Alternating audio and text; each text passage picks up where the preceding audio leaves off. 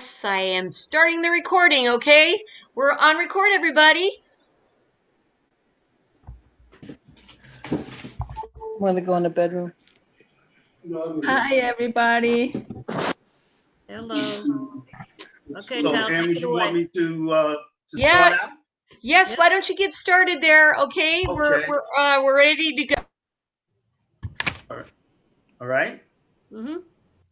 So, many people may know, but my name is Talbert Thomas. I'm a resident here in the city of Mount Vernon in the Chester Hill Park area. We call it historic neighborhood association. Got a little feedback. And I wanted to give you a context for, why this meeting came about. First and foremost, is because we're in a network as an organization. We're in a network within our city of other neighborhood associations and what we call affinity groups. We try to keep a communication, informal communication going between us. I think it's been very beneficial. In our particular instance, we in Chester Hill Park, we decided to reboot our neighborhood association after it fell into a period of dormancy for about two and a half years. By virtue of where we were about a decade ago, our neighborliness somewhat diminished over time. And we found this out during the 2020 census when we went out to try and encourage our neighbors to be responsive to the census survey. We found that we didn't have as strong an infrastructure in terms of neighbors knowing neighbors. So a group of us indicated that once the census was over, that we were going to make a commitment to reboot the neighborhood association. So I'm going to run off some bullets in the interest of time because these are things that came about given the fact that we have a 10-year plus history in the making. We saved a lot of concepts and we kind of drove them into the reboot situation. The reboot is not the organization. It's the foundation of the organization that we hope to create, that we are in the process of creating. So I'm going to run off a couple of bullets. Our mission statement is very important to us because it basically says that we want to promote the concept of neighborliness among our fellow residents in order to ensure that we have a vibrant quality of life. We felt that that was at the essence of what neighborhoods should be. We take the position that a viable neighborhood group is the engine of a strong and resilient community. It takes an educated and engaged citizenry to help a city rise. Emphasis on the two E's, educated and engaged. We believe that communal living requires intelligent design. Just can't live on top of each other. It takes intelligent design. And what brings us to tonight is the fact that we found out that not everything for which there is evidence is transparent. One of the things that we picked up from our previous organization, just to tie this in, is that when I first got involved, I got involved through what we call a neighborhood walkthrough. And this was some 12 years ago. It was a thing that connected me to Chester Hill Park neighbors as such.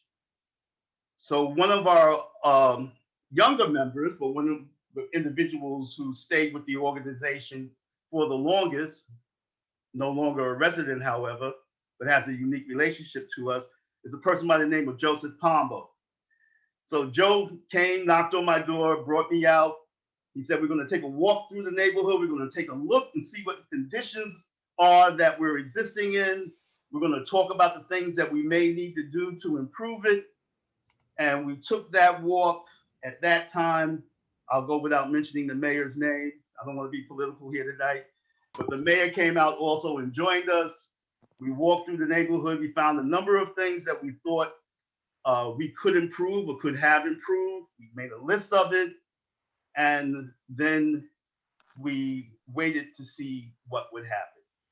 There were some nominal improvements on the basis of that. We had that walkthrough the following year, and then it dissipated. And was one of the losses in terms of an institutionalized activity that I thought we floundered on.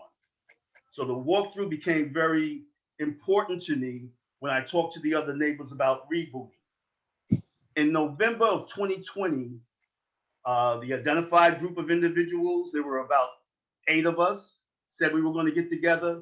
The walkthrough was what initiated our gathering, and it inspired the follow through that we're experiencing now. We said that we were going to make that the hallmark of our organization. Now, we're lay people, and it became obvious to me when we walked through on this occasion in November, one Saturday morning, that we were looking at it with untrained eyes. And so you can see trees that may have suffered some damage. You can see greenery that wasn't kept up. You can see broken sidewalks. But there were other things that through some conversation that I had with conservationists that didn't come up at all because they weren't so evident. And one of the things that I was mentioning to my fellow neighbors was that we could use some training on how to look at our community to determine really what the quality of life was around us.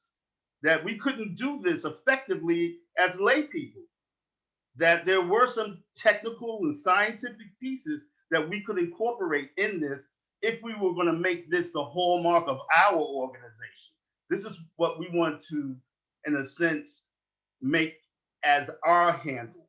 This is Chester Hill Park, and we wanted to perfect that art and offer it to the other neighborhood associations as we went forward. So one of the things that became important to us was this sense of collaboration, and we knew we could grow from outside input. And the young man I talked to you about, he's a grown adult now, I shouldn't be referring to him as just a young man. But the one neighbor that had brought me in, Joe Pombo, we found out he was a linchpin. Although he was living in New Jersey, he actually came back and pulled all the neighbors together for us because he had had a historic relationship with us. And the first thing conceptually that I knew, I said, sometimes you have to be fed from the outside in order to really blossom. You know, you can't necessarily think that the brain trust of just the native group can always facilitate the things that you need to have done.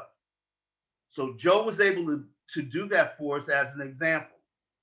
And then members of our affinity group collaborations, Citizen Tree, Mr. Henry May and the South Shore Audubon Society. You know, we talked about PJS, the Presbyterian Jazz Society. Those members, we all started talking about things, and they said that they could help.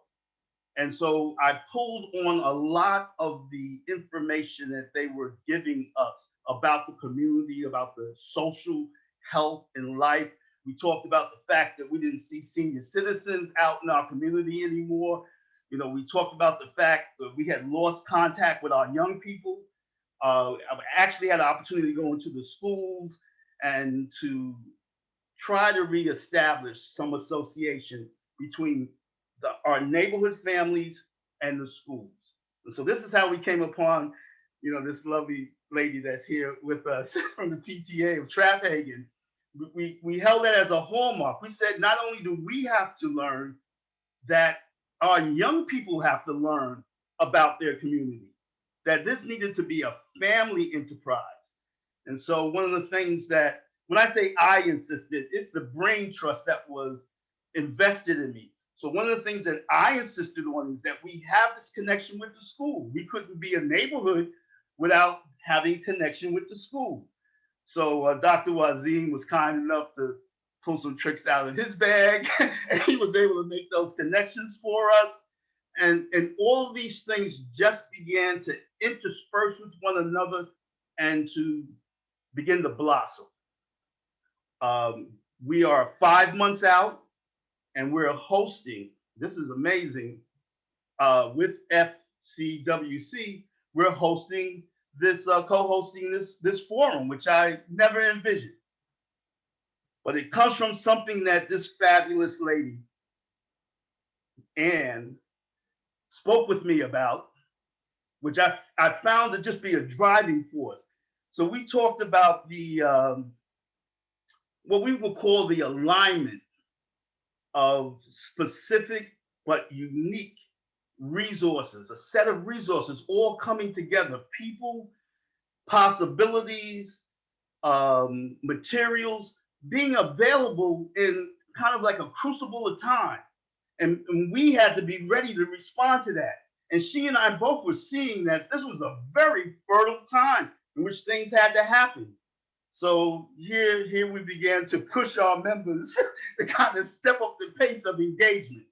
Because going back to what I said, it's not only being present. I mean, that's a metaphysical prerequisite. But engagement is the next level. You got to be present and you got to engage. So we're at the engagement stage at this point in time. And this is where we're building from. And so we're happy to have the intersperse of these resources, which I don't think any of us could have ever expected to have. And we stumbled again on another great resource of a find that I found as a mind that was just so fantastic, again through Anne's auspices. We found this lady, Anjali. Her mind is just awesome. I sat in on 2 seminars with her and I was just blown away. And I said, look, we got to bring this into the community. And before I could even ask, she volunteered and said, look, you want to put this piece together about learning how to look at your community? I think I can help with that. And here we are tonight. Anne and Anjali, I just want to thank you on behalf of not only Chester Hill Park, but all of the affinity groups and the neighboring associations with which we work. This is just a fantastic opportunity for us to grow. So thank you. And Anjali, so I just get this right, is an environmental health scientist and a board member of FCWC.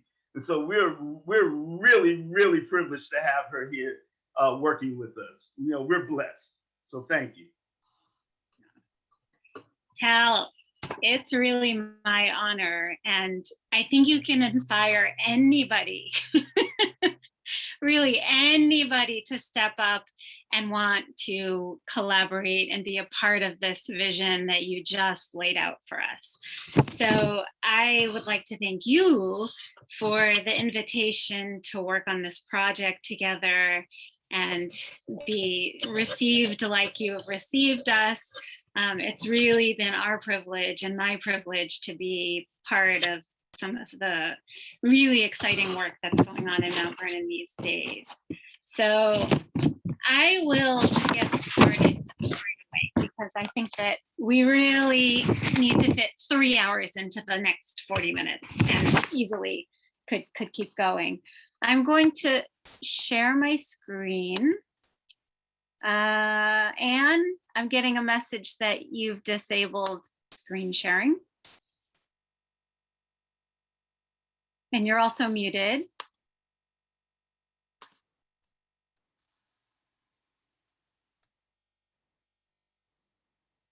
And you're Sorry, everybody. And I didn't disable it. Let me see what happened here. Let me make you co-host. I didn't do that. Sure. I don't know why it would do that. Sorry. No problem. We will get there. Yep, we will. Hold on, everybody. Sorry. Let's see. Okay, just get Anjali. We should have did a little thing there, a little practice thing. Okay, here you go.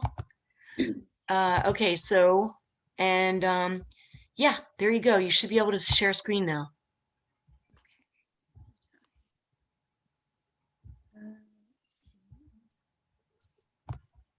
Is that working?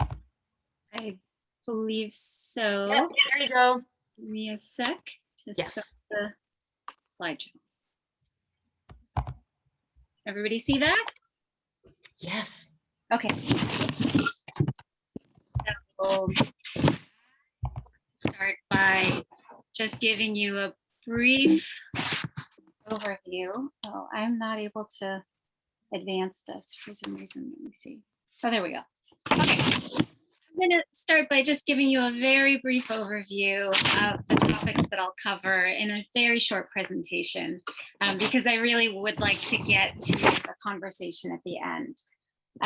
We'll go over a few definitions before moving on to some snapshots of health in Mount Vernon. We'll talk about factors that support health and well-being. And then together we'll develop a community checklist that the Chester Hill Park residents will bring on their observational walk on Saturday, which is supposed to be a beautiful spring sunny day as opposed to today. Okay, here we go. So I do promise that none of my other slides look like a dictionary like this. So bear with me for just a moment while we get on the same page, though, with some of the definitions. Environmental health examines the interaction between the environment and our health, including our quality of life, right? Our environment broadly includes everything that's outside of our bodies.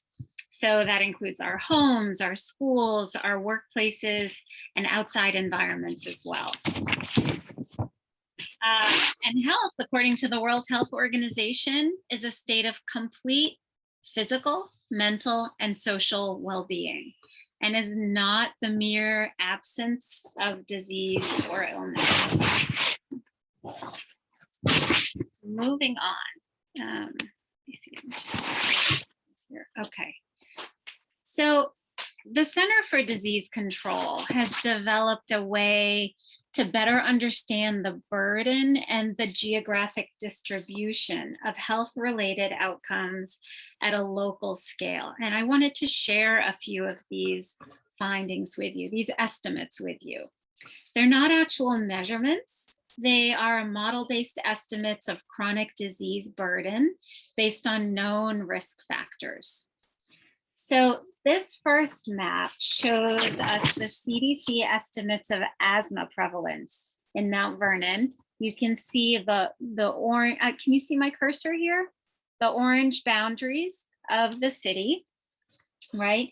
And we see that we have relatively high rates of asthma, about 10% prevalence across most of the census tracts across the city, okay? COPD prevalence, another chronic respiratory disease, is a bit lower, approaching 10% in some of the census tracts. And here we have cardiovascular disease. It's estimated to be highest in the northeastern region of the city. Here we have greater than 9.7% in this corner of Mount Vernon. Diabetes, another chronic disease, is quite high across the city. Again, the darker areas are greater than 14.9% prevalence.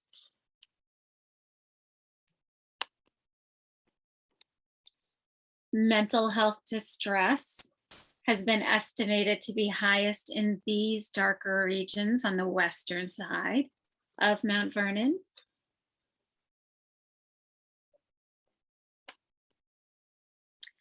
And this is high cholesterol prevalence. Again, it's consistent with cardiovascular disease, right? It's a risk factor for cardiovascular disease. So it makes sense that the highest prevalence is in the same region, the Northeast region. In this area, though, more than 39% of people are experiencing high cholesterol. So you start to wonder what is leading to these different patterns, right? What leads to high cholesterol? We know genetics can play a role, along with unhealthy diet, lack of physical activity, smoking or exposure to tobacco smoke, being overweight. And you've been hearing a lot about these chronic diseases as also being risk factors for more severe COVID, right? So you can bring in a health scientist to talk to you about factors that impact your health and well-being, but you can also listen to, you think about your grandmother, right? My grandmother, these are the things she would tell me are important to health. Fresh air, healthy food, plenty of clean water, exercise, a good night's sleep, connection to people and the environment. All of these things can do a tremendous amount of good for our health and our well-being. When we tend to think about our own health and what drives it, we usually think about our genetics and our individual choices. And our doctors take that same approach, right? When we visit the doctor, we're asked about family history of disease, whether we smoke, how many glasses of wine we drink every week. And that biomedical and behavioral framework is important, of course, but it doesn't tell the whole story of what makes us healthy or unhealthy. It's been estimated that 80% of our health status is driven by factors outside of genetics and direct medical care. We enter and we exit multiple environments every day that impact our health. We make choices every day about some of these factors here on the screen, but we have less control over others. So how do the places where we live, learn, work, and play affect the quality of our health? Public health researchers have recognized a clear connection between neighborhood factors and health outcomes. Again, our health is determined to some extent by our genetics, gender, age, and our lifestyle factors, but to a large extent by other factors, like the communities within the communities that we belong to, like churches, schools, clubs, neighborhood associations. Health is also determined by socioeconomic factors that impact certain types of access. The built environment plays a key role, the built environment and the natural environment, housing, access to nature and open space, public transportation, factors in the built environment that enable active transportation like sidewalks, and larger forces coming to the outer ring like climate change can impact our health as well. You can think about heat waves and intense storms and flooding. Even beyond this outer ring, are determinants of health like politics and policies, decision makers, biases, and other powerful structural determinants of health. So the Westchester County Department of Health, in compliance with the New York State Public Health Law, conducts a community health assessment every few years. Then they publish a report which describes the current health status of Westchester County residents. They identify existing gaps and healthcare barriers, assess the availability and accessibility of healthcare services, and specify public health priorities in the county. So in this latest report, their survey reflected these priorities that were identified by Westchester County residents. So you can see the top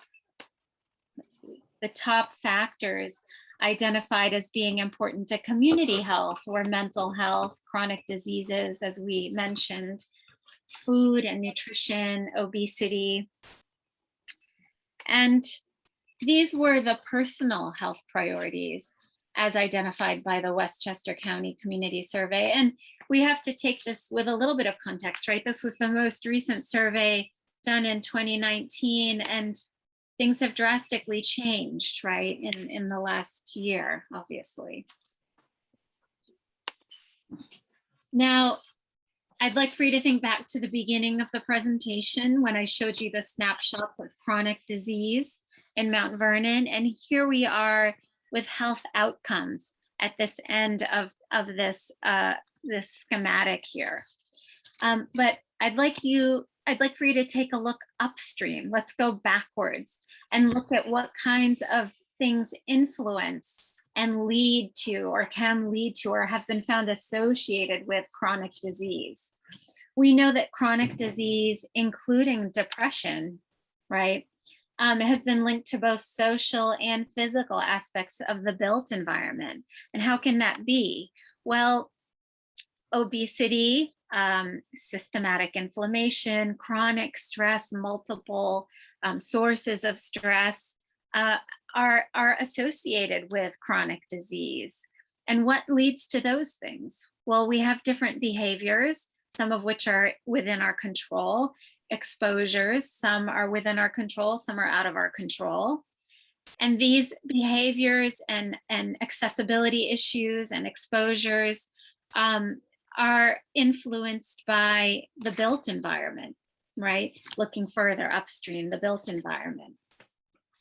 So the effects of the environment can be direct, for example, by influencing environmental quality, or they can be indirect by influencing behaviors that impact disease transmission and health. And part of this schematic that isn't as apparent on the surface is also interaction between factors, right? And the impacts of multiple exposures. And some of those multiple exposures can have synergistic effects. Another influence that's not readily apparent on this diagram is, as I mentioned, structural influences that impact decisions that then impact the built environment, right? So the idea is to look upstream from health outcomes. We'll focus for now on the neighborhood scale of observation, but know, as Tal mentioned or alluded to at the beginning, that just by participating, public participation, right?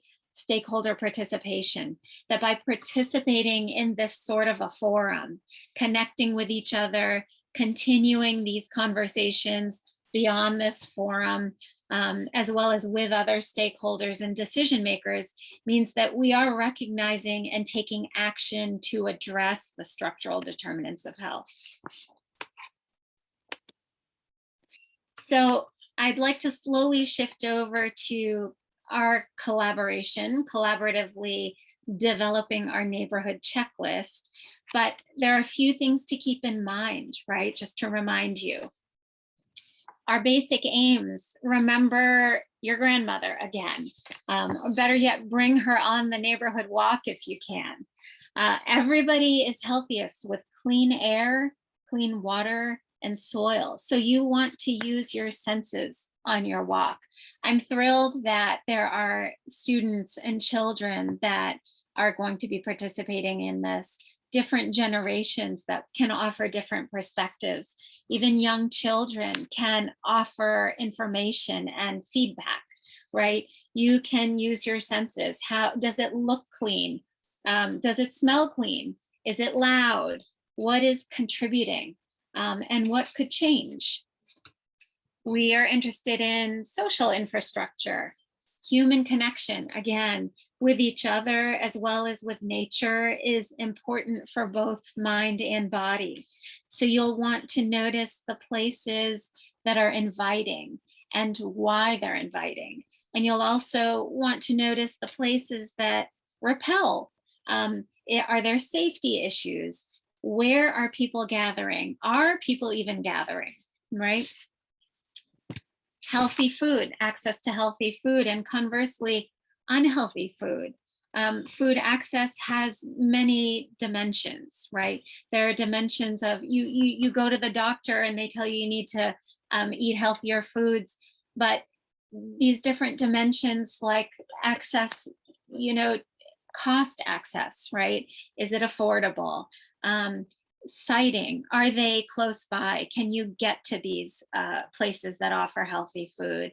And then other issues like even if there is a healthy grocery store next door to you, if it closes at 4 and you get back from work at 9, that's not going to help you. So different types of accessibility issues. Movement, right? We know movement and active lifestyles are health promoting. So how can we connect that to our neighborhoods? Notice how pedestrian friendly is a space. Are there sidewalks? A lot of these things are common sense and just thinking within a framework of, do we want to walk there? Do we want to send our children walking here? I think it's best to start with assets. And here again, you are the experts. You know your neighborhood the best. What is working? You want to identify what is working. We want to build on those assets, right? We want to replicate those assets. Consider history. I'm hoping that, again, there will be a mix of residents, a mix of perspectives, people who have lived in the neighborhoods for longer periods of time may be able to offer, it may be an opportunity to peek into what may have been there in the past and how it may have changed over time. Use your imagination to look for needs and opportunities, or sort of realize the needs and use your imagination when you're thinking about opportunities. And finally, I would encourage you, I would imagine that people, a subset of people, some people may have a cell phone on this walk. And I would encourage you to document this walk, take photos, use your mapping program that's on your phone to drop a pin when you come to a notable site for any reason, notable for good, better, or worse. Drop a pin, snap a photo, add a little narrative. You can record yourself. You can open a little note on your phone and just type in a few words to remember something about that spot. And initially, I was talking to Tal and Anne and Donna about sending that information to me so that I could try to develop a story map that documents the neighborhood in your own words, from your own perspective, from the perspective of residents, the experts, the people who live there, and that reflects the imaginations of the people who live there.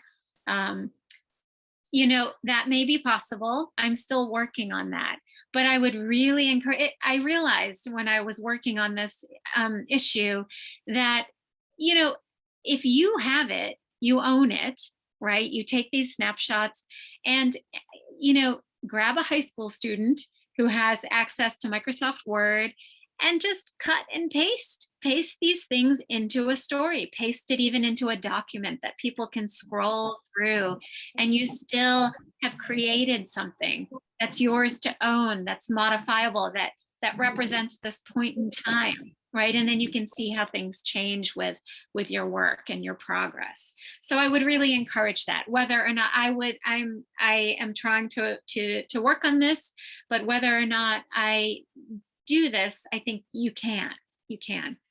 So I would turn the screen sharing over to Anne at this point. If you can take over, Anne, and we can begin to take some notes in real time and start brainstorming about this checklist that we are going to develop for Saturday.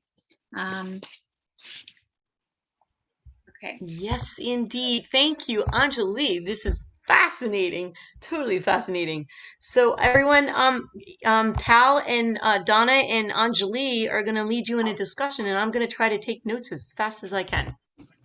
So, and Donna, are you monitoring the chat? Anne said, Donna. Yep, I am. I'm in the chat now. So if anybody is, you know, while Anjali is talking, while Tal is talking, If anybody wants to drop their thoughts into the chat, I'll make sure to just, highlight it for Anjali so that we don't miss anybody's input. Mhm. And so I'd love to begin by identifying, just as you saw in the Westchester County Department of Health priorities survey, right, of Westchester County residents as a whole. I was trying to do some digging to see if they did that on a smaller scale as well. They had some information and data by municipality, but I thought, what better way to start than having our own small sample size of, feedback. We have our experts, we have residents, and what you observe about community health. What are your priorities? And I think we can start there by just tossing out your priorities of what you see as contributing to the health of your communities and neighborhoods.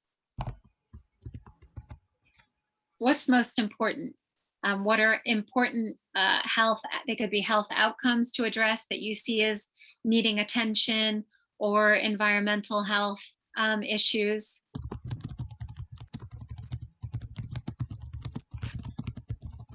I can just pop in here from the perspective of the school, if that's okay. Just from the perspective of a school that covers pre-K through 8. So these are all children who live mainly in the Chester Hills Park area. I happen to be on the Fleetwood side of Columbus, but not that far.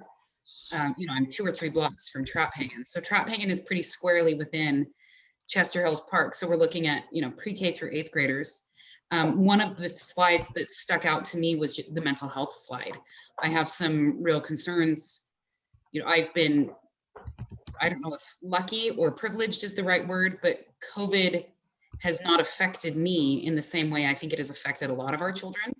I happen to have a spouse who's gainfully employed. I lost a 1.5 years of work. I'm in the performing arts. And we're still okay. We have enough room to, socially distance and still be in our yard and still be at home. And what I'm very concerned about is the health of the children who don't have that option. We're in potentially one of the best possible scenarios, and it's still impossibly difficult. And so what as a community can or should we be doing to better support the children at, specifically the school that lies right within our neighborhood? I don't have an answer. I'm asking. I wish I had an answer. Well, I think a lot of children are dealing with this issue, the same issue. And my feeling is that there is no one answer. There are so many layers. So many people are dealing with individual issues, but we do know in general some things that can alleviate, that have been found to be associated with healthy, sort of mental health situation. But I would like to throw this out actually to see if people can contribute stories or situations that seem to have either helped themselves cope or children in their lives. I know that I have 3 children, and they're, college, high school, and elementary school. So it's a wide range. And within a given day, it's up and down. And I, like you, we are very privileged and have the space and have the capacity, right, to avoid certain situations that make things all the more difficult. But I wonder, with the teachers that may be online in schools, if they can contribute some of the things that have been found to support their students, or as parents.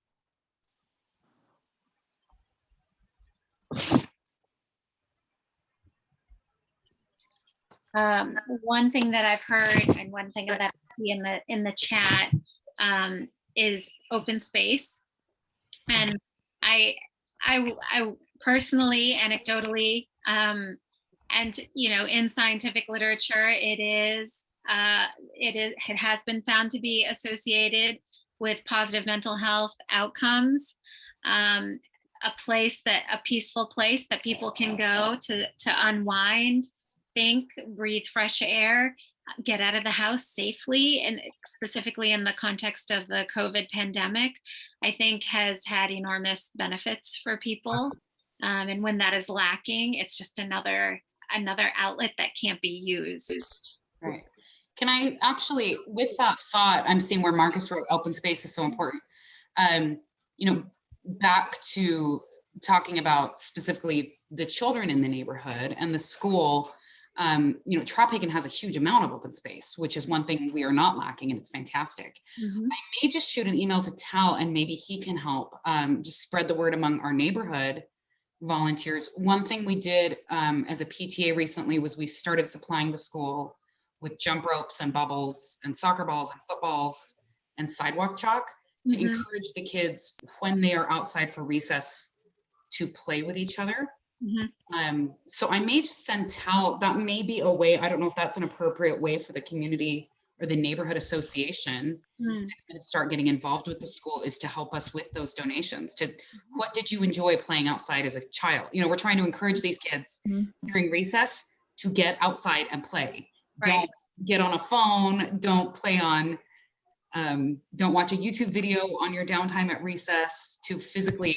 And so I'm trying to think of more ways, but I may just shoot Hal an email and ask if he could spread the word among some of your neighborhood association volunteers. Right. And then just kind of lastly with the neighborhood Well, I walk. could just point out that H.B. Davis has a hand raised for a long time. Yes, I see. Thank you. You're welcome. Yeah, that's me. That's Talbot. I gotta change the name over. Go ahead, Tal. Okay. I've experienced the fact that we don't know our children. They live in the community, but we're not necessarily integrated such that we can call ourselves a community with them. And in terms of doing things, I'm really big on literacy and education, and the community being a backdrop for that. So I'm going to suggest that we make opportunities for our young people, especially our middle schoolers, to find projects that intersperse them for both socialization, mental health, a sense of community with some of our seniors. There are people in Mount Vernon whose family histories go back a century. They are walking around with so much knowledge about not only Mount Vernon, but the places from which they immigrated. And we're losing that.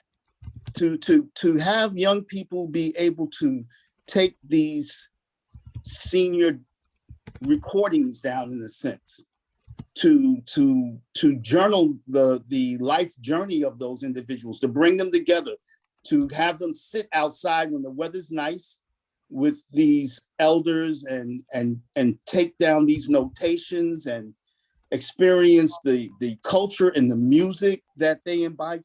I think we need to do that. That to me creates a deep sense of community. That to me is an extension of casting a net of mental health over our young people. They need to know that they are part of this living organism that we have here, that ranges from people who are going in their 90s all the way down to these middle schoolers as such and younger. So I'm big on those historical literacy type situations and opportunities, to bring people from different generations together and to use the open space to do that. I like sitting outside. We did something over in the high school where, we had outdoor concerts, and we were inviting the seniors to come out and partake in that. And we had seating for them. And, we were able to see them enjoying themselves and to introduce them to the young people that were there as high schoolers. We need to do the same thing with the younger ones where we can, under different auspices, or to have a grandparents' day at the school and begin to build those bridges as such. So those are things that I would look to collaborate upon. Well, I we, would- if we have we the know that. opportunity. I would like to add to that just briefly. I think, you know, I agree with you, but to achieve that goal philosophically, you know, you look up the word community in the dictionary. It's people that share common geography or common interest.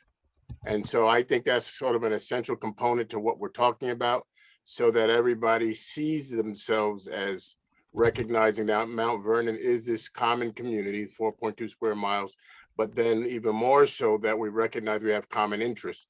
I think we get to that goal faster if that is the mindset that governs part of this process. I would like to add that. If I could jump in real quick, sorry. Sure. Hi, so I'm a product of Mount Vernon. I'm a resident as well. I happen to be the current director of the Office of Emergency Management.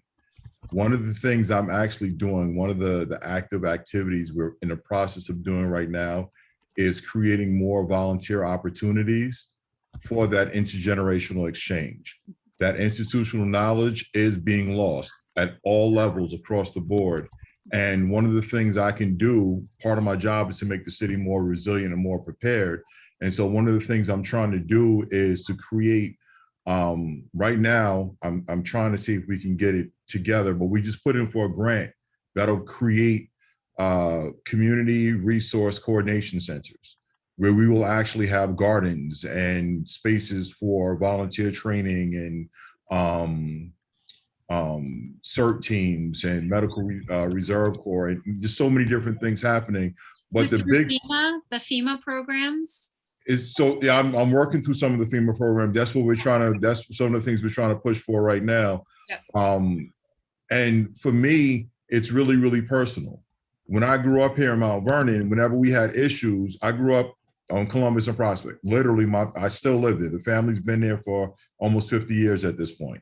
And whenever we had issues, it wasn't an issue because the whole village came together. Like everybody from, you know, like 4 blocks around, we all knew each other. So if we needed something, we could rely on each other. We could all go to, you know, the park down the block, or come up to homeschool or board education or play or ride our bikes, and we've lost a lot of that. Now, a lot of that is just cultural, just because technology has changed the way we do things. We don't even sit down and watch TV together anymore. Everybody will be in a house with a screen watching their own thing. So it's a different headspace. Mm-hmm. But I feel like I think we are at that penultimate time where we can actually make that change. We can actually still affect that change in a way where we can kind of bring it back to basics. So I've been talking with Donna Jackson a lot. I've been talking with a number of different people about trying to build some of these groups. Like I want to do like micro farming and secret gardens around the city. And like, think about it. How many seniors do we have that don't really use their yard, right? They're usually just there, but they don't use their yard. Maybe we can, you know, work something out where we'll take care of your yard if you let us do a garden there. Right. And now think about it. Mount Vernon always has Feeding Westchester come down for, you know, to give away so much food. But if we have our own gardens and we could do aquaponics and we could do so many other things, it just makes things a lot easier. And I think sometimes we look for really, really bigger and grandiose ideas to kind of make something happen. And sometimes it's as simple as, hey, listen, I spoke to the DPW commissioner about whenever we have to replace a tree in Mount Vernon, make it a fruit-bearing tree, or something that simple. And that right there could be the change. That right there could literally be the start of, oh, well, we can do this. Let's look at some of these lots and yards of, you know, I mean, and there's, nobody wants to get bogged down in the politics, but there's so many things that we do have in our control. Mm-hmm. And I really feel like this is why I'm here. Like, my thing is to build that village back and to get some of these projects going. So if OEM in any way, shape, or form can help or assist with the projects as help support, by all means, feel free to reach out. You can reach me at OEM@CMVNY.com. I will be here. Donna knows how to find me. Marcus knows how to find me. I'm here. I'm in the neighborhood. I'm usually on my bike running around, or with my drone, because I like to play both sides of it. But by all means, I'm really, really hoping that we get to see some of these things take flight. And I would really love to see some of you help. Hopefully we can coordinate some more. But we have so many volunteers and organizations in our city that sometimes have a tendency not to be coordinated. So we'll have a duplication of effort, or people will kind of peter out because it's either too much happening or not enough. So I'm hoping we'll find a way to be able to coordinate, whatever, so we can actually get that intergenerational dynamic back and get things going. If I could jump in, thank you, Ali. If I could jump in something, I really love the notion of the Office of Emergency Management, because sometimes, at times it feels like when you're the head of a family, you have also an Office of Emergency Management, especially in tough times when political climate is very, very stressful, and the children react to how you're feeling, and they're going through the motions with the parents. And we had a moment during COVID last November, during the elections, that was very, very visible, that our children were getting stressed too. And into this question that you asked earlier, what did we do? What are things that you can do?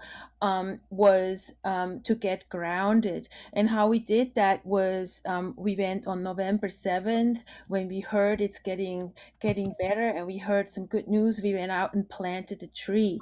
We don't have much more space for more trees, but we found a place where we were able to plant a tree, and my daughter said, "This is gonna be Biden."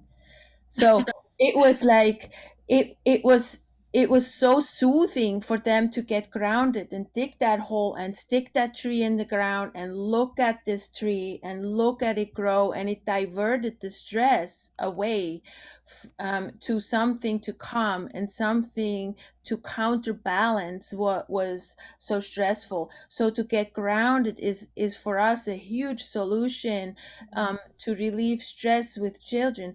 And I like the notion of adding benches to the community where we can get grounded together again, because we're so much about transit and going from here to there, and to run around and cruise around on the web and stuff, and to get grounded and sit still and take in what we have and just like experience the place we're at.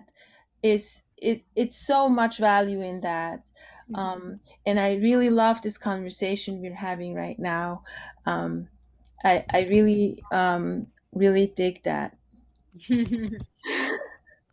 Jane, you've had your hand raised for quite a while. Thank you for your patience. Yes, these are all such wonderful ideas. And one of the simplest things that we can do to get fresh air, exercise, and connect with community is to simply go for a walk, either alone or with a friend or with somebody in your family.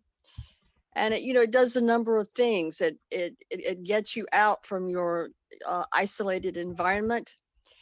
It lets you experience your neighborhood in a way that you cannot from driving around in your car. You run into other people, your neighbors, who are out walking about as well. And you walk past a neighbor's house and you think, well, I haven't seen him or her for a long time. I wonder what's happening. And maybe you take the time to knock on the door or to pick up the phone and call. And it just it's a simple experience, but one that is so beneficial. And I especially now that the weather is better, I highly recommend it to everybody. One of the things that everybody is touching on seems to be really that human connection, right? Connection with each other, whether it's intergenerational or not. And I think even before the pandemic, we know that people are much more isolated children for sure, teenagers. And I think one demographic that's often overlooked that has a high rate of depression is senior citizens, right? They're isolated, maybe not connected as much with technology, perhaps have mobility issues. So the idea of intergenerational projects or abilities to connect, I think, can have multiple benefits. And whether that is sedentary on a bench or out taking a walk, these are some ideas that should be kept in mind during this community walk. Then if these are the themes that are emerging over and over again, right, then we need to look for, when we're thinking about developing a checklist, we're going to look for things that support coming together, walking, and sitting, and knowing your neighbors, right, and sort of recultivating those connections. Yeah, can I say something? Mm-hmm. You know, I can remember a community connection having to do with a serious thievery that went on, an intrusion that went on in somebody's house while they were away. And when these people came back, they found that their house had been vandalized. Some burglar had gotten in and stolen their silverware, and had gone into the bedroom and looked for whatever they thought might be of value. And I had seen a person come out of that person's house directly across the street from me. And it looked like it might have been somebody visiting. Well, once the people who got back, who owned the house and lived there, began to talk to folks in the neighborhood and said, my house has been robbed. We began to look around at each other and all the people who have homes, who leave their homes to go to work someplace else, and the houses are vacant. And we realized that this business of mind your own business, that's what you would hear, didn't work in protecting your house when you weren't there. What we had to do was make your house part of our business, and that is the germ that you're talking about, that draws us together in this word that you call community. And we created a group called ECHO, East Cedar Homeowners. And that was the name of our organization. And we began to look at each other's house. And we knew which cars belonged to the house, where the children were. We began to speak to one another. And that was our protection, was not the business of being private and alone and separate and apart from the guy that lives next door to you or across the street from you, but to actually be part of his community. And the police at that time, I remember a police sergeant coming up and said, this is called a neighborhood watch. And this is how you protect your neighborhood. This is how you begin to feel comfortable and safe in your neighborhood. So those are the kinds of things that you start out with. And as a result of that burglary, we began to look at, and we began to talk to one another. This business of, hey, we knew the children in the neighborhood, and we discovered that nice neighborhood that we lived in was used to cool off stolen cars. Mercedes-Benz and Jaguars were being stolen and left on the streets in front of our houses. And after 2 or 3 days, these burglars would come back and pick up these cars, because it wasn't unusual for somebody to have a nice car in that neighborhood. But the neighborhood watch began to understand that, hey, nobody in this neighborhood owns that car. And you'd look in there and find that the ignition had been busted out or something like that. And we began to notify the police. And the police began to talk about this ECHO group that was cooperating with the police department. I've got to go because we got other people here talking around me. And so, but that's how it starts. It starts with beginning to talk to your neighbor and also talk to the neighbor's children without them feeling that you're meddling or you need to mind your own business. That's not the way you develop a community or a neighborhood. And I think that Ms. Sauthoff has done a wonderful job of presenting those kinds of things that contribute to mental health sicknesses. Can you believe being in a neighborhood and not talking to the person that lives next door? That to me is a serious sign of sickness. And I'll leave it at that. I'd like to add something. Yes. Yes. Yes. Hi. Hi, Marlene. All of this is just wonderful. I'm just so excited at the spirit and all of these ideas that people are putting forth. I would like to add something as well, that perhaps if a space could be identified where it would be a common space for community events, welcoming spring, the end of summer, maybe planting a special tree that people will gather around during the winter holidays, something that brings everyone together. Yeah. So sorry. That's okay. This is a conference call. Marlene, could you say that again? Identify common space and create seasonal. Having seasonal That's events wonderful. in a common space. Yes, so that the All community is all right. coming together. Wonderful. This Yeah, is so good. I have to chime in. I need to take a license here because I want to speak to anyone that's still on this call that's from Chester Hill Park. These are all fantastic ideas. Ladies and gentlemen, you know what it takes because you're putting together an organization. Let's have a reality check here. You know how strenuous it is to get a meeting together. You know how strenuous it is to get some of our the array of minds and propensities that we have among us. It's hard to pull that together at times. So I'm going to go back to the word engagement. Engagement is not easy. Engagement requires sacrifice. Engagement requires a redistribution sometimes of your time and priorities. And I already know you're feeling it. I know because of the late night conversations I'm having with you.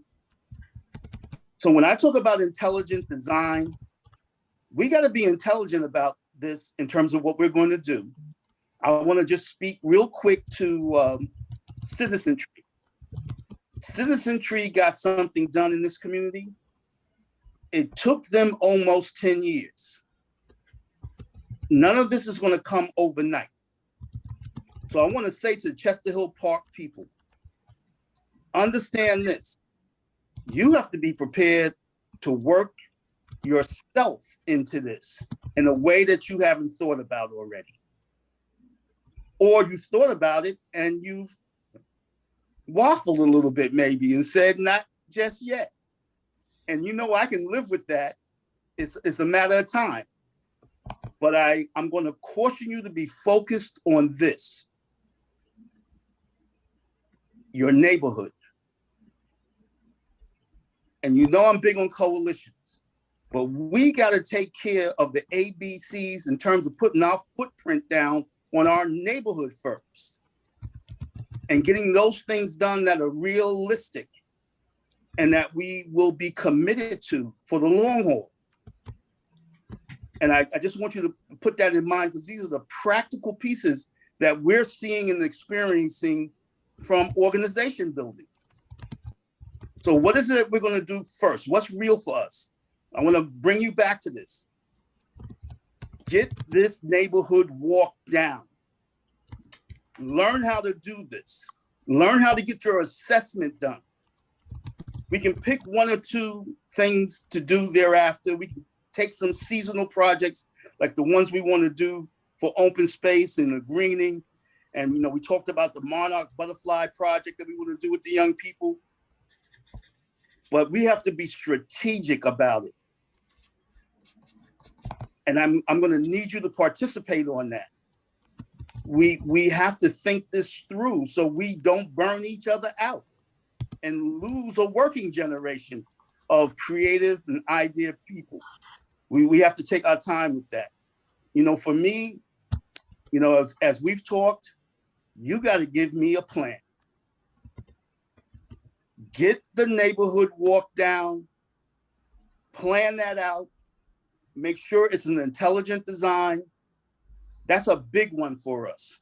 Some of the peripheral things we can do and we can work out, but we have to show we can be productive. This is, as we said in the very beginning, we're not going to run this like a corporation, but this is a business. It's a business of putting our neighborhoods back on the chart. That's what we have to realize. That's the business. Getting the neighborhoods up. We need resources, and we have to be productive so people want to share with us where possible. We have to be productive. So let's get that plan down. Let's get this neighborhood walk down. Let's make this something that will attract the attention of people from the outside as well as from around the city. And we'll conquer the rest of this. There's no question in my mind about it. We have the minds. We have a tremendous group of individuals that live in this city that we don't even seem to know each other. We have to bring that brain trust together, and the rest of this will flow. So I'm cautioning you about this. Get a plan together first. As I've always said, without a plan, we plan to fail.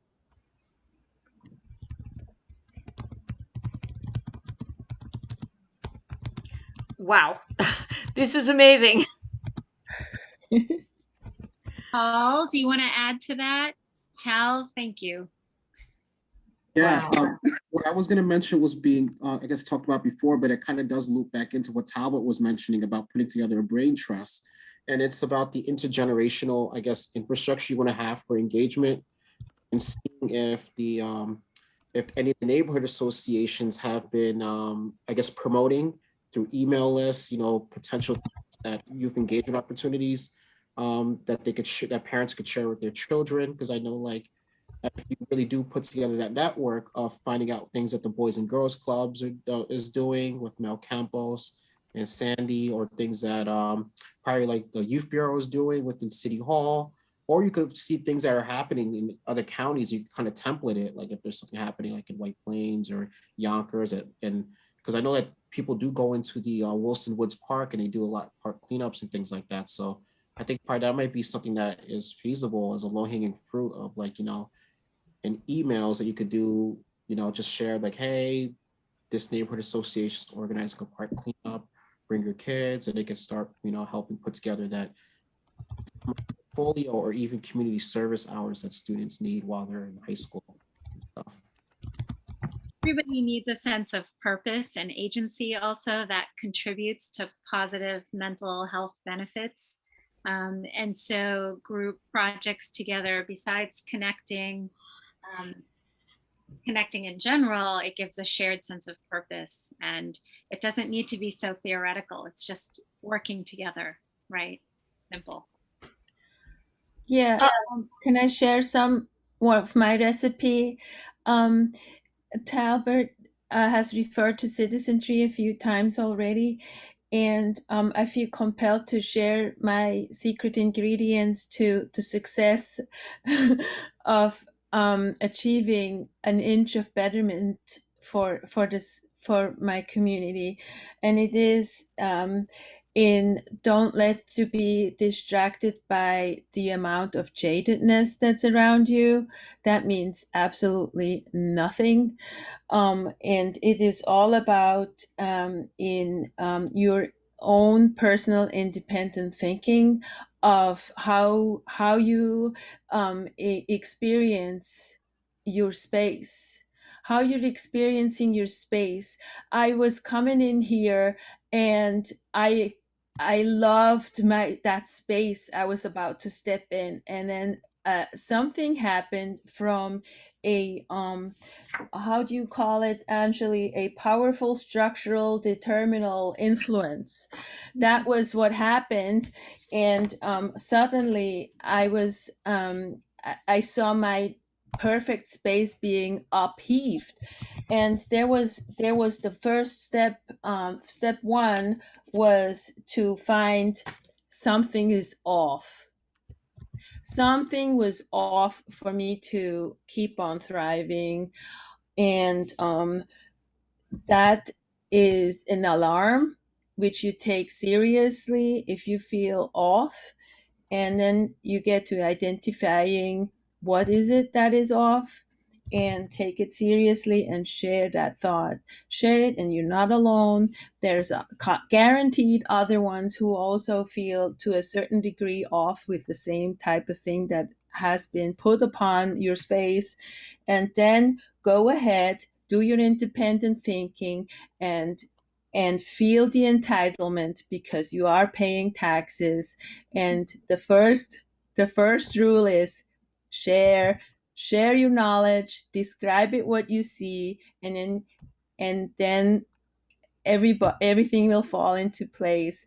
You will have people who have similar human sensitiveness and joining your train. So we can really change what is off and what are severe structural damages being put upon us, and stop them from happening, because we're all human. Words of wisdom to end with.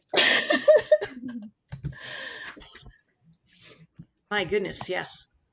Yeah, that's what the neighborhood walkthrough is about. All of you, everybody, walking through together and feeling what is off here, what's on, what's good, and what's off, what's not good, and what can we get done about it. And I think that Allie's work to build coalitions and of volunteers and organize the many volunteers that are all over the city, that might actually really be very timely right now too. You can collaborate more easily, gather resources, ideas. This very meeting is something along those lines. That's exactly what this is a sharing that should bring us all strength. Yeah, the program, the program is called Voice, and it stands for Volunteers and Organizations Invested in Community Empowerment. That's really kind of like a small VOAD for Mount Vernon. That's literally what it's going to be. So we can organize all the organizations together. And so we can kind of get them working and avoid that burnout that Talbert was just talking about, right? Where everybody's kind of feeling like we're all pushing at 100% and 90% of us are involved in like 6 or 7 programs at one time because we feel like we're the only ones doing it. So I feel like Mount Vernon actually has the potential, almost unlike any other area in Mount Vernon, in Westchester, because we actually have the people, the passion, the creativity, and the capability. Is just a matter of like having the teams not be in these sequestered pockets, behind the scenes where everybody doesn't necessarily see them or everybody's not talking to each other. So my goal is to do coordination. That's part of my job. So that's why I'm here. That's awesome, Allie. You really said what FCWC people are all feeling in this wonderful opportunity we have to get to know the Mount Vernon community, that Mount Vernon has the people, the passion, and the creativity. And that's going to facilitate getting the resources, let's face it. So what did you call that Voice volunteer? How does that go again? I'd like to put it. Yeah, so the name of the program is Voice, and it stands for Volunteers and Organizations Invested in Community Empowerment. Oh, that's wonderful. Invested in community empowerment. Woo! And part of the reason I'm doing it is, as an emergency manager, I realize that a lot of people have gotten to a headspace where, hey, listen, don't worry about it, we'll take care of you. Well, that's the wrong way to do it. That we can't take care of everybody. It's not even possible. There's no way. And I think after Katrina and a few other things, everybody kind of learned that maybe not, but they started to the FEMA started to change the dynamics of how we do things to shifting a little bit more back toward community resilience, right? And so now it's the whole community. That's the phrase now, right? Whole community and community resilience. And my job is, I'm here not to save you, but I'm here to teach you how to save yourself. I'm here to make sure that that village, you don't necessarily have to reach out to me if you know that your neighbor is a nurse and the guy across the street's a mechanic and that person over there is, and then as neighborhoods, we can pull together and maintain those neighborhoods. That's what we did when I grew up.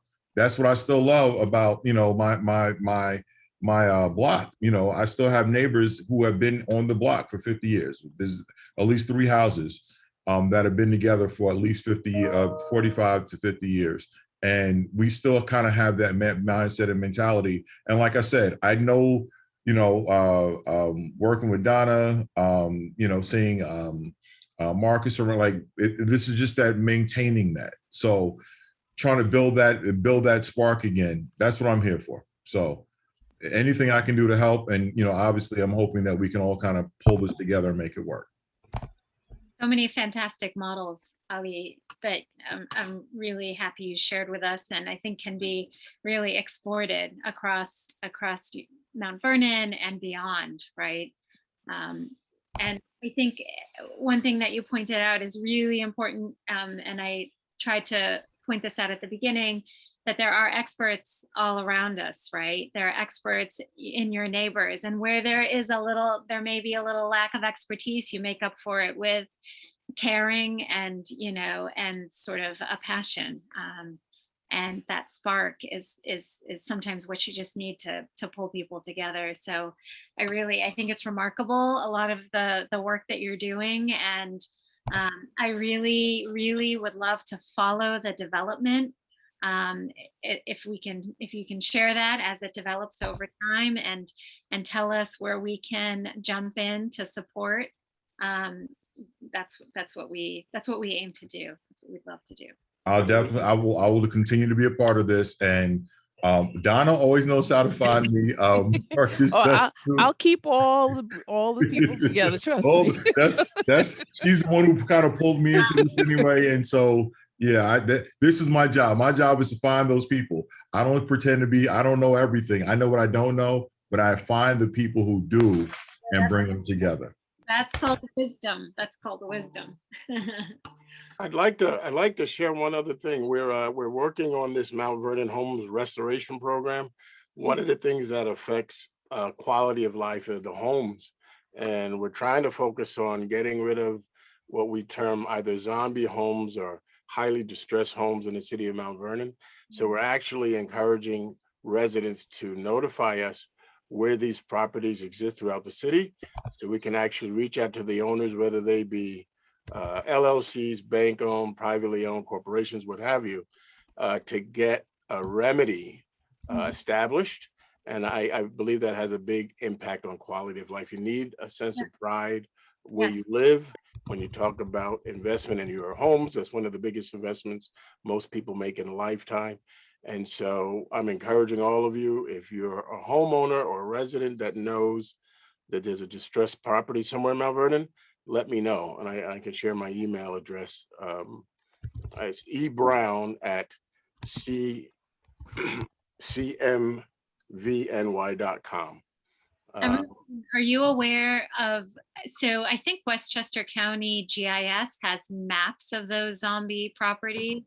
Are you aware of those maps? I don't know how up to date they are, but if you are interested, I can put you in touch with the head of the GIS department if it would be helpful to you. Sure, any assistance in getting. We're working on that, Emerson. And there's a mapping class coming up. Excellent. Westchester, yes. just for that.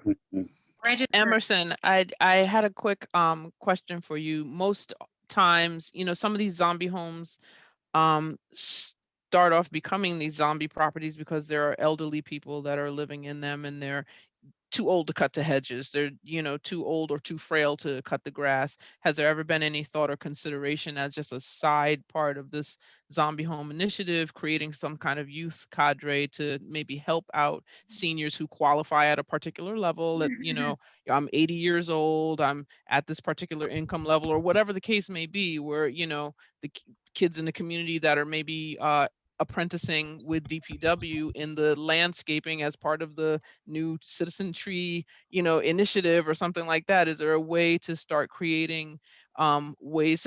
Ali is waving like Kermit the Frog. I am literally doing that as we speak. I'm going crazy over here. I'm trying not to yell. I'm sorry. So listen, home, wait. So one of the things that's happening is because normally with the zombie homes, it usually ends up becoming, if it becomes a city of Mount Vernon, we can't just go on them. It's supposed to be taken care of by the owner, right? Unless it becomes defaults to the city of Mount Vernon, and then it's a little different. Then we go in and other things happen. But part of the thing I'm doing, I did this during the snow. When we created a youth corps. We actually created a team with Debbie Burrell, and we actually had, I think it was like 4 or 5 youth, and we put them together. You know, we gave them salt and shovels, and they went to shovel walks for people who weren't able to do it. There were homes that we knew had been abandoned. Matter of fact, a house that had literally just been burned, you know, whatever, the family literally just lost a house. You know, they were my neighbors, and I made sure that those houses were taken care of. And so these are the things that are actually in process, and we don't get a chance to talk enough together so everybody can see it. But I promise you it's coming. I promise you, you'll see it soon. Well, you know, so literally we have our entire Citizens Corps like ideas. So we have senior corps, we have teen corps, we have Mount Vernon Tech, which is going to be about amateur radio and social media, IT, those kids who are in that, not even just kids, everybody in that tech kind of a mindset.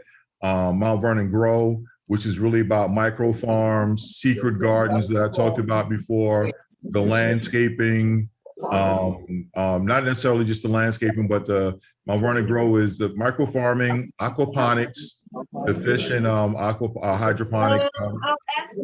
It's just a lot of stuff. So I promise you, the next time I'm waiting to go and see Marcus at the council, so I can get permission to kind of just start some of the stuff I want to do. So hopefully the next time we meet, I'll have a nice long list and a link for you guys to sign up with some of the things we're doing, because that's what's coming. The secret gardens, micro farming, youth corps, the senior corps, right? Because one of the things that we kind of miss out on, and that's that intergenerational gap that we keep missing. We have a lot of extra, like sometimes we'll have feeding and we won't have, everybody won't take all the food. There'll be a lot of food left over. I hate to throw that stuff out. But what we don't do is we don't partner with some of either the businesses or our seniors, things of the nature. Who are the best cooks in the city? It's still grandma, it's still auntie, it's still an uncle who can hit the grill, right? So bring that, combine it, let them teach the kids how to do it, teach them how to sew, teach them how, like all the skills that we've lost. Nobody can read a map, nobody can remember a phone number. Like I'm going crazy because I'm the tech guy. So on my side of Mount Vernon, I'll be the guy with the drone. I'm starting a drone program here. But in that same breath, I also am a guide for DEC for camping and hiking and hunting and fishing. So I will go get some dirt time and walk away from all of the gadgets and things, you know, so I kind of live in both worlds, and I realize that it has to exist that way, because if we don't, we lose it. But I get excited because those are the little things, like being able to do that. And usually I've talked to Debbie already, and there's usually some type of funding that might be able to help or assist.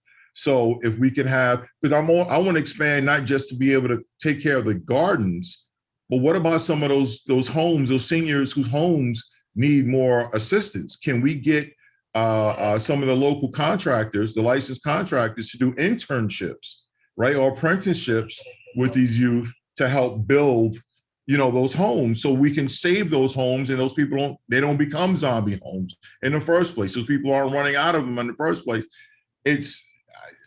I have an office that most people don't even realize exists because we've never used it in this way. It's the way that a lot of offices are used.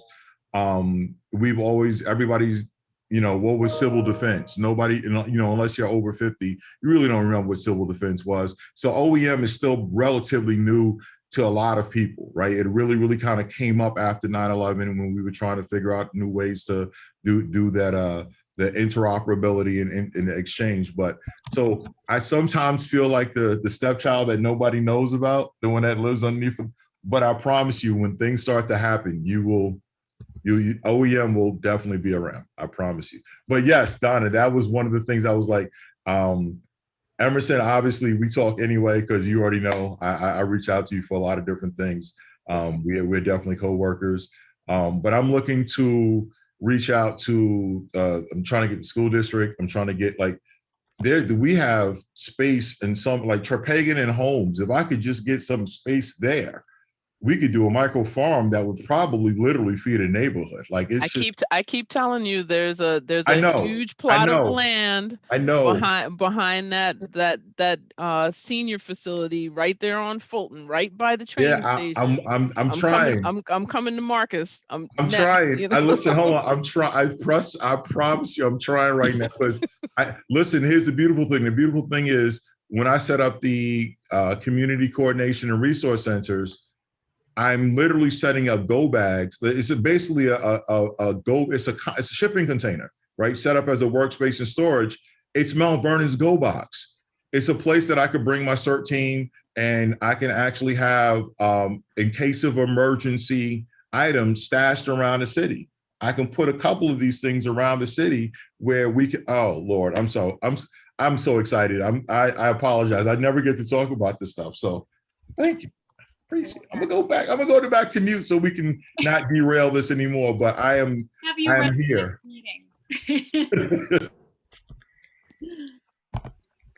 Fantastic. Whew. Halbert, what are your up? I'm gonna have to evaluate everything. I'm gonna go back to one of our operating tenants. It's about neighborhood groups being the engine of a community. And it's not to put aside, I don't want to be mischaracterized as saying this. It's not to put aside any of these ideas. These are fantastic things. They boggle the imagination for me at this point in time. But again, I want to say to myself and to the individuals from Chester Hill Park, we have to make those things work here on the ground. And we have to make them work so that they are sustained over another generation past our time. For me, that's immediate. The things that may be happening are not for me, but for the younger families that are coming in. And I want to see that it's institutionalized, not something that we experience for a limited amount of time, but it's institutionalized into the culture. This is what we're trying to accomplish here is also a cultural transformation. And again, that takes time, it takes planning, it takes intelligent design. We have to be prepared to weave this in so it's not a loose string and can be pulled out overnight. And those are the things we have to give consideration to, I feel. And I'm going to keep refocusing. I told Ann this once before. I said, I can think globally, but I got to live in the micro. I got to make it work here. I got to bring those great ideas to come to bear on the street I walk out on every day. And that's the reason I'm saying to my fellow residents, you know practically how hard it has been just to get an organization together, let alone implement projects. We are learning how to be project directors. It's not easy. And as I said, it's a reorganization of a lifestyle, literally. You reorganize your lifestyle. I know because I'm going through it. To work with this group, my life has been reorganized. Not always happily. But we have to take these things under consideration. How do we build for the future?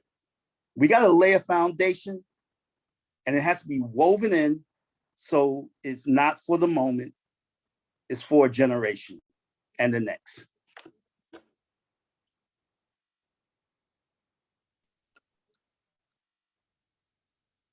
The neighborhood. The neighborhood is the engine. It has to be tooled up. It has to be supported. We have to build capacity into it. And then we can drive all those ideas afterwards. Well, that's my closing comment.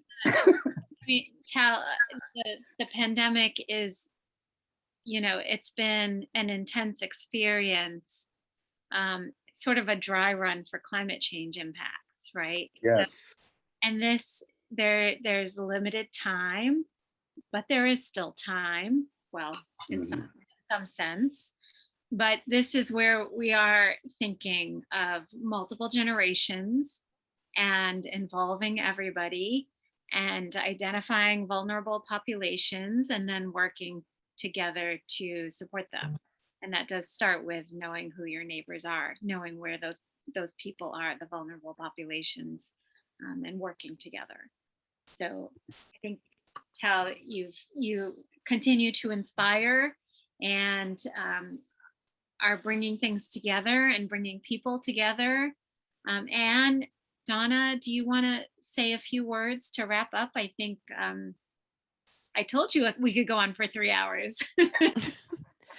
I guess the quick and dirty thing that I'll say is to end, this is to anybody that's on this call, don't be afraid to ask for help. My email, I'll put it in the chat, is artreps@gmail.com, artreps@gmail.com. If I can't personally help you, I'm a systems person. I've put together projects. Some people may know me, some people may not.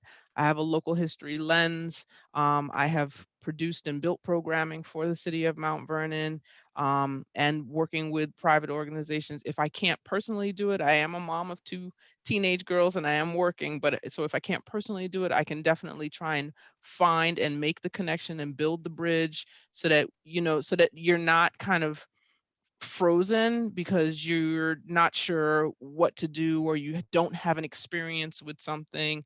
Let's make those connections. Mount Vernon is 100,000 deep. There are some brilliant people here.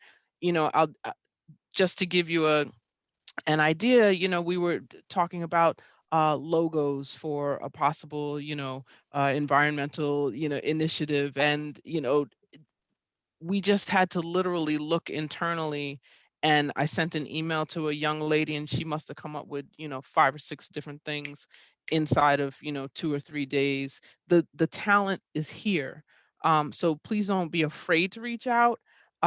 You'd be surprised, and don't play small ball. If there's a big idea that you have and you're really just trying to figure out like how to bring this thing to fruition, reach out. If you're trying to figure out how to negotiate and deal with the school district, there are plenty of school district people here. And I'm the former executive assistant to the superintendent of schools at Mount Vernon. So there are some relationships there. So just reach out, make those calls. And I'm willing to help. That's my pitch.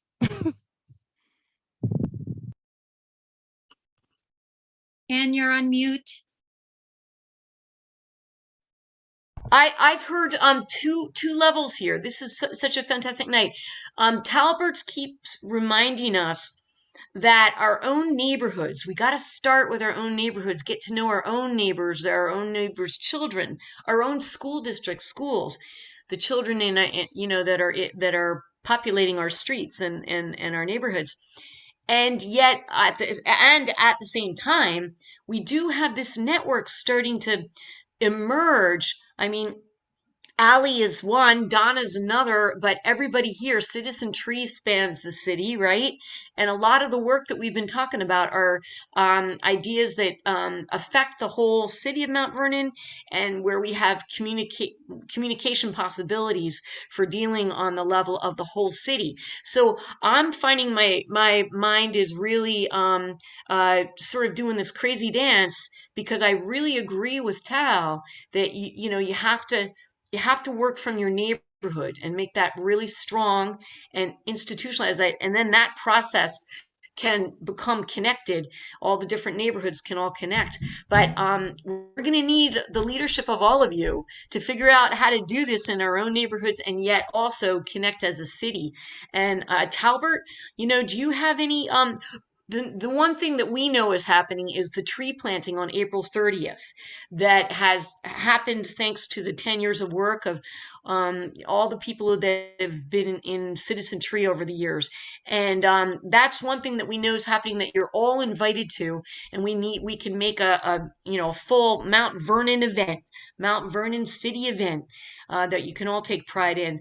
But Tal, maybe there's some things that you want to run by people that you're aiming to do with Chester Hill Park Neighborhood Association.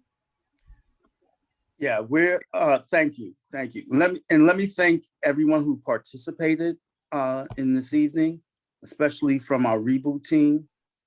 Again, I know this is very taxing on the time and what have you, but we are doing our second neighborhood walkthrough this Saturday from 9:30 to 11:30, and we're meeting at Columbus on Columbus Avenue and Stuyvesant Plaza.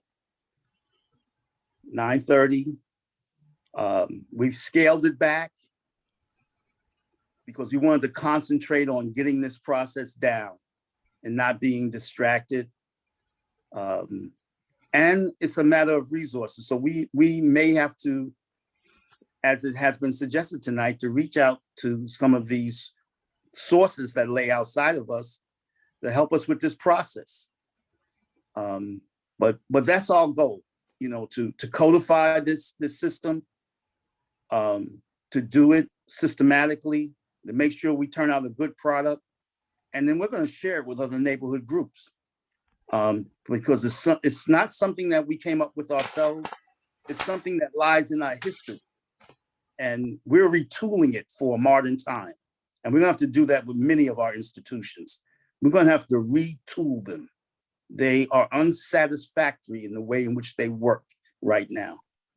So we have to go in and be able to analyze that. And that's what makes, for me, this evening and the great input that's come from so many sources, and particularly from Anjali, thank you. You've just reinforced something that we have been discussing for months. This has to be an intelligent design for us. And, we hope to accomplish that. That is what will make us an organization. Thank you. This Saturday, 9:30 to 11:30, Columbus and Stuyvesant Plaza at the bench, the concrete bench. That's where we're going to meet. Hi, I'm sorry. My name is Derek Lovett, and I'm a resident of the Chester Park Hill. You asked a question earlier on, and I hate to chime in so late. What do we think that we can do? My thing is, let's take care of health and safety issues right now. You talk about planting trees. We have lots of trees on with Stuyvesant that have come down, and there are stumps there. They're trip hazards, and they're very they don't look very, very nice. So why don't we get those stumps taken out and put the trees back? That's one thing that we can do that can be a low-hanging fruit. The second thing is, I have children that are not in the Mount Vernon school system. And Mr. Ali, you mentioned different volunteer opportunities. I've got two very strong boys and a sweet little daughter that would love to have them volunteer and assist some seniors in whatever needs they have. They have to do this for the school, but also it's a good way to just reach out and be a part of the community. When I was younger, we lived next to an older lady, and we went to the store for her, took out her garbage, and made sure that we paid attention to her needs, and that's building a community. So unfortunately, if you give this information to the school systems, they're not going to receive it. So I'm not sure how we could receive information of these opportunities for children that are not in the school system, but I would love them to be involved and add value to this community. Wonderful. Wonderful. That's great to have those identified, some simple things that really do need to get done. So, Tao, I think we're going to let you bring this to a close, this wonderful meeting. Then I just need to say good night. Yeah. Oh, and since I have the forum, I just wanted to say to Derek, Derek, I'm a senior citizen. I could use some of that manpower from your sons on occasion. Derek, I shared my email again in the chat. It's oem@cmvny.com.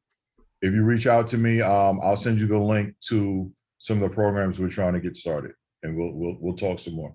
Thank you. Thank you all. Thank you all. Thanks for sticking with us. Yes, thank you, everybody. Thank you, everybody. And 1 hour and 45-minute program flew by for me. I hope it did for you, and I hope we're all walking away with lots of good feelings and good energy and good ideas to work together. Thank you. Thank you very much. All right. So take care, everybody. Watch for more programs from all of us, and FCWC's got some more things coming your way that will, I'm sure, be really valuable to you all. Take care and have a good night, everyone. Have a good night. Thanks for joining. Thank you so much. Thank you. And Wow. before you go, yes, you made an outline of things that we would use. Yes. Are you going to be able to share that with us? Yes, I am. I'm going to make a document. I'm going to send you guys all an email tomorrow morning with these resources, that list, and then Anjali's presentation. Okay. All right. Thank you. Sound good? Thanks, You you're bet, Karen. best. Hey, everybody. Take care. So good. Yeah. Good night. Good night. Take care again. Good to meet you, Ali. This is great to know about you. Thank Yes. you, How you Ali. doing? No problem. Thanks Yeah. again, Donna. All I right. appreciate you. All right. Bye-bye. Yeah. Yes. Good night. So, Ali, I got a question for you.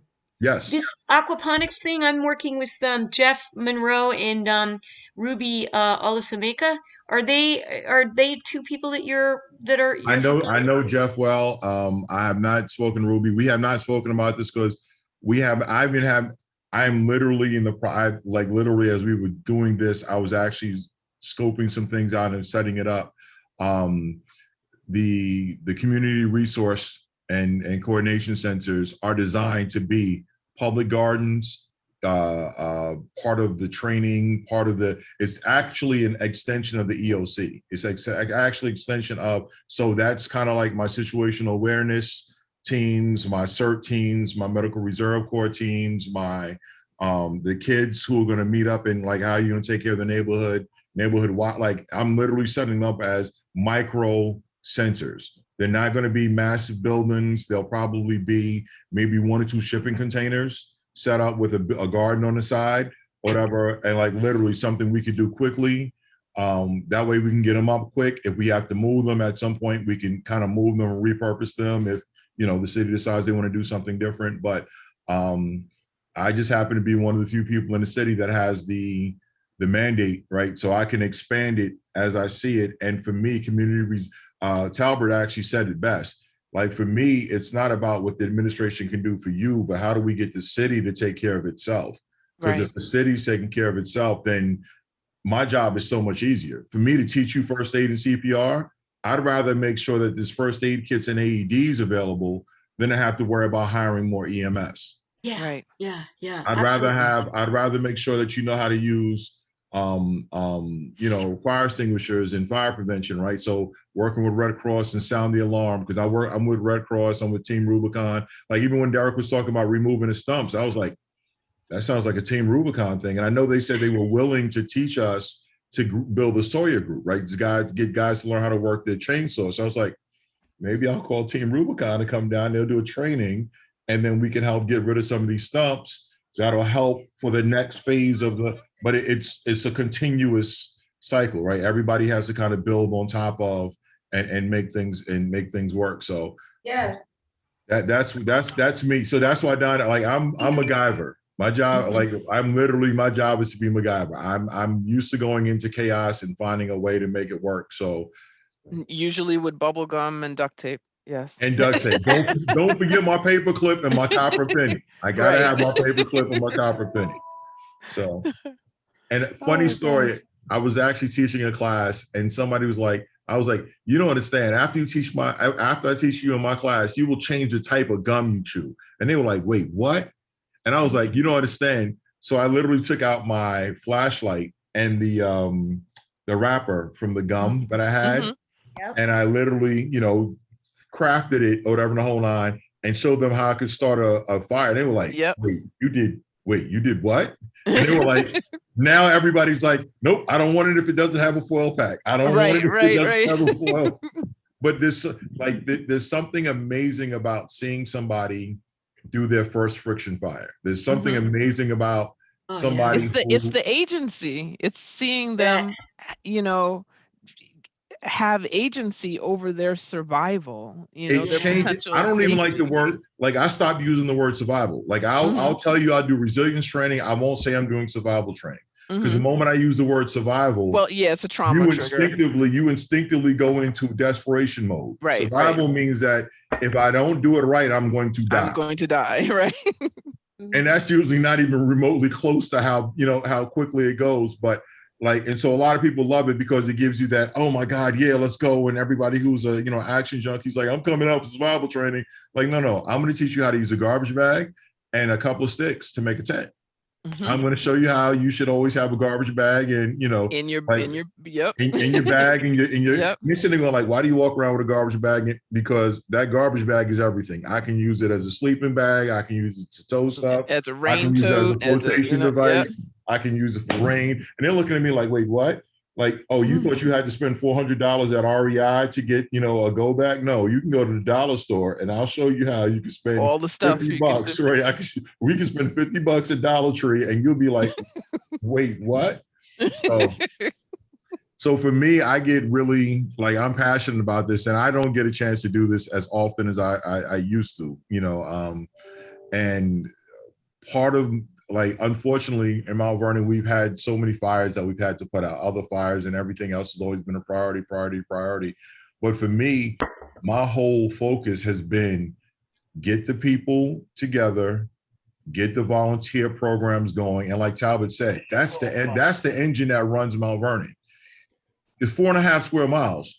If you're over 30, we all went to a school. We went to a single school. We all know each other. We all know, if I don't know you, I know your mama, I know your cousin. Like we all know each other. It doesn't make a difference what side of town you lived on.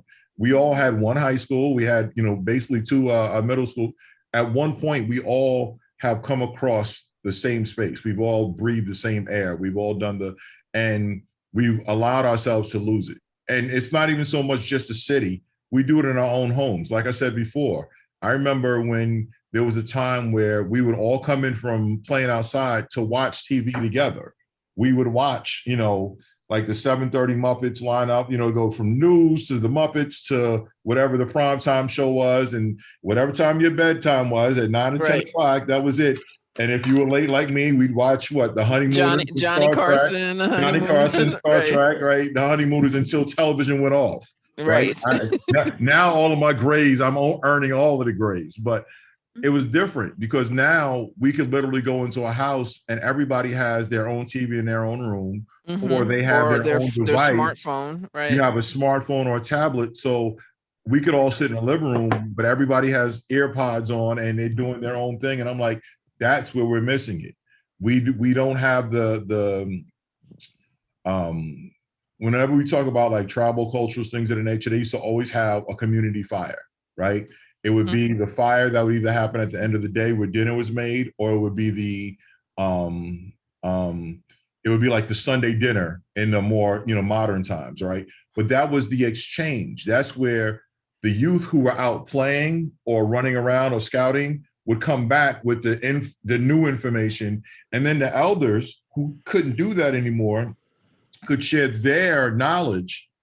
So now you had a different perspective of what you saw. And that was where that's where the exchange happened. We lost it. That just doesn't happen anymore. So I'm trying to build it. And so Ali, I put into the chat, I said, let's start a video/podcast called Wait, What? And show people resilience tips around the city. I plan on doing it. That's why I have the bike. I literally, between the bike and the drone, it's going to be like, wait, he's pulling, wait, we can do what? Listen, we need, what we need to do is we need to call our friend back or whatever and start making, local root beer, Mount Vernon root beer. I know. Sassafras. So Ali and I, he's talking. So it's interesting. Ali and I just went on a foraging walk with wild man Steve Brill, and we literally walked the perimeter of Saxon Woods parking lot.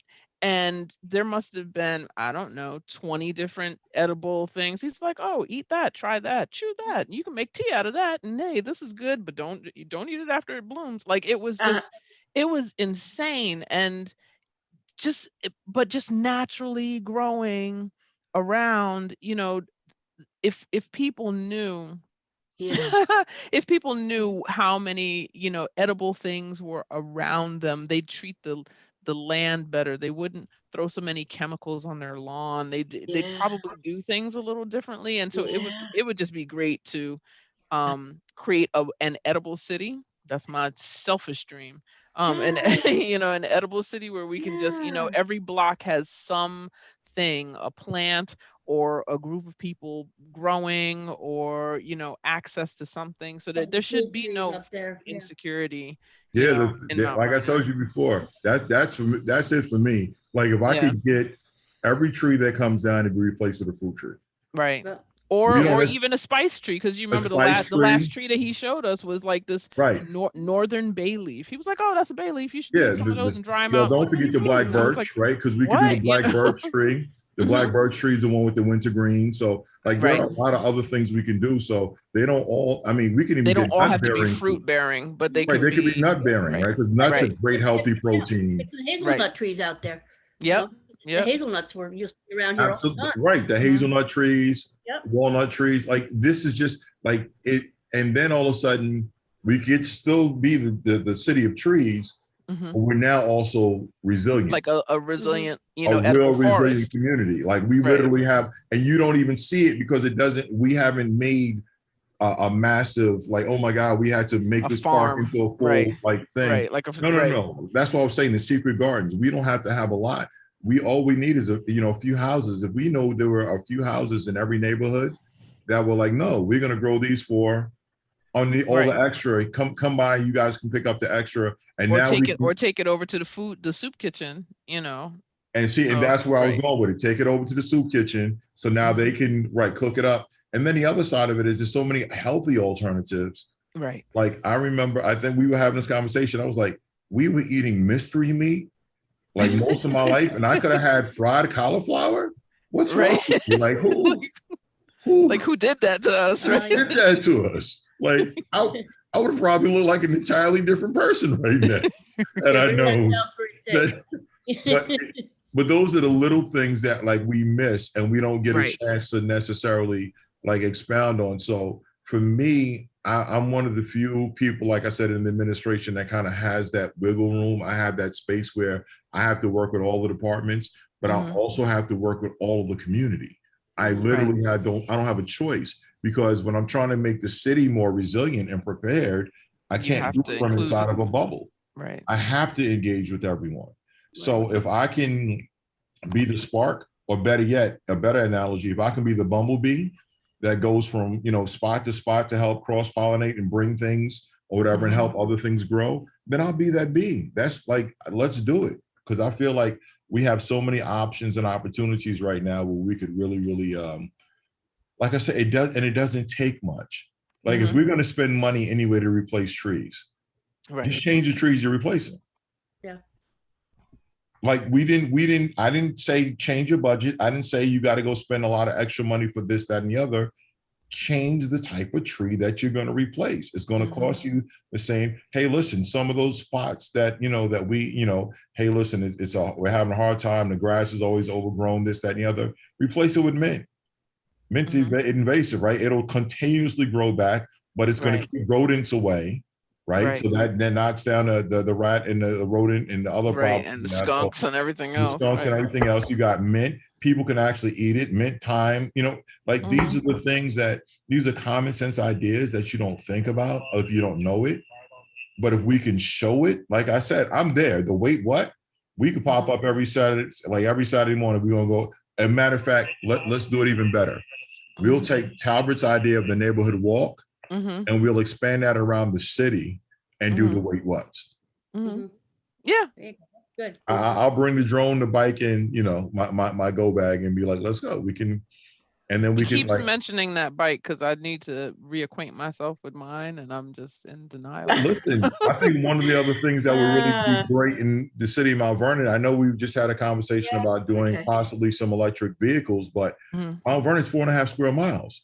A bike should be the perfect and ultimate, mode of transportation in Mount Vernon. Yeah.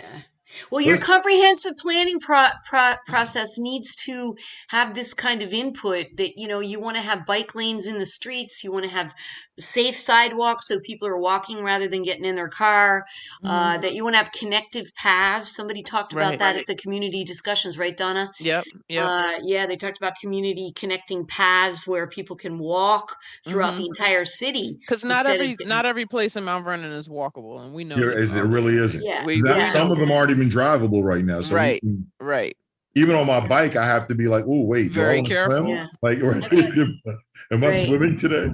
So, no, but again, and unfortunately, it's one of those things where there's constantly like another fire that seems to be the need.